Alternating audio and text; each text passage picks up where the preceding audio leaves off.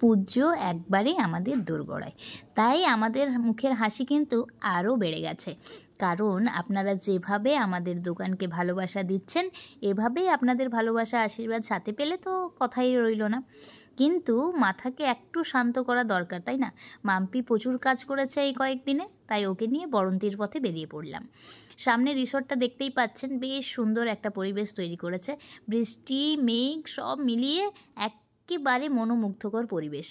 দোকানের প্রেশার তো আছেই, তার সাথে পাহাড়, গাছ, পাখি, জঙ্গল সব মিলিয়ে একাকার পরিবেশ আমাদেরকে কখনো খালি হাতে ফেরোয় না। তাই আজকে যা প্রাপ্তি তা হলো মনের একটা আনন্দ। প্রকৃতির মাঝে সত্যিই আনন্দ পাওয়া যায়, তাই না বলুন? তাই আমরা বড়ন্তির দিকে এগোতে থাকলাম। আর বড়ন্তির ড্যাম্পে আজকে বৃষ্টি হওয়ার পরের পরিবেশ আরও সুন্দর। এখানে অনেক মানুষ আসেন, তাদের ফটো সেশন তো চলতেই থাকে, তার সাথে সাথে বড়ন্তির সোজা দিকটা একবার ঘুরে দেখার ইচ্ছে তো থেকেই যায়, তাই না?